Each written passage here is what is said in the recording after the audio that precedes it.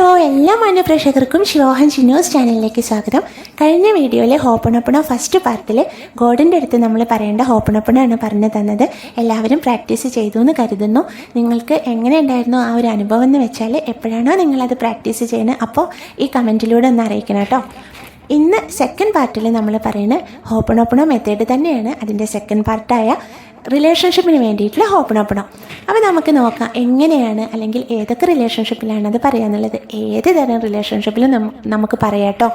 അച്ഛൻ അമ്മ തമ്മിലുള്ള ബന്ധം, അച്ഛനും അമ്മയും മക്കളും തമ്മിലുള്ള റിലേഷൻഷിപ്പ്, ഹസ്ബൻഡ് ആൻഡ് വൈഫ്. നിങ്ങൾ പ്രണയിക്കുന്നവരാണെങ്കിൽ ഇപ്പം അത് ബ്രേക്കപ്പ് ആയി എന്ന് വയ്ക്കുക. നിങ്ങൾക്ക് വീണ്ടും പണ്ടത്തെ പോലെ ആ സ്നേഹബന്ധം ലൈഫിലേക്ക് കൊണ്ടുവരണമെന്നുണ്ടെങ്കിൽ അവർ അങ്ങനെ പറയാം. ആ വ്യക്തിയെ മനസ്സിൽ കണ്ടിട്ട് പറയാം. നിങ്ങൾ ഫ്രണ്ട്സ് തമ്മിൽ ഇപ്പോൾ എന്തെങ്കിലും ഒരു പ്രശ്നം ഉണ്ടായി, നിങ്ങൾ പിരിഞ്ഞു, അപ്പോൾ ആ ഫ്രണ്ടിനെ നിങ്ങളെ മനസ്സിൽ കണ്ടിട്ട് അങ്ങനെ പറയാം. ഏത് തരം റിലേഷൻഷിപ്പിൽ നിങ്ങൾക്ക് ഹോപ്പണോപ്പണോ ചെയ്യാം കേട്ടോ. ഇപ്പോൾ ഒരു എക്സാമ്പിൾ പറഞ്ഞുതരാം. അപ്പോൾ നിങ്ങളുടെ ഒരു സുഹൃത്തുമായിട്ട് ഒരു പ്രശ്നം ഉണ്ടായി.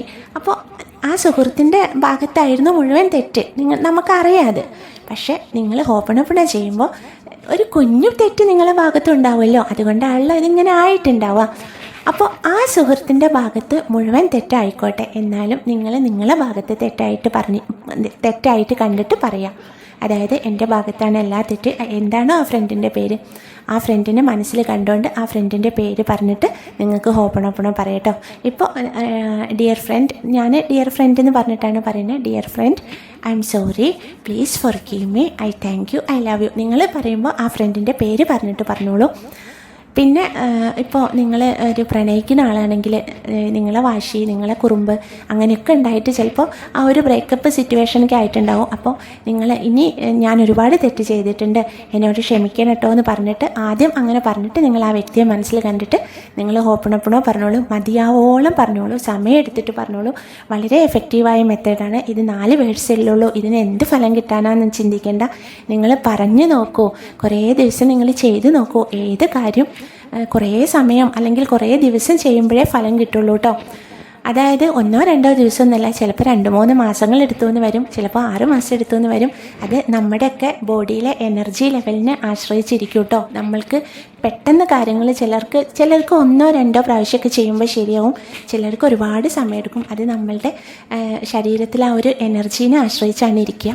അത് ലോ ഓഫ് അട്രാക്ഷൻ്റെ വലിയൊരു കാര്യമാണ്. അതൊക്കെ നമുക്ക് പതുക്കെ പറയാം, എല്ലാം കൂടി ഒറ്റയടിക്ക് പറയാൻ വയ്യല്ലോ.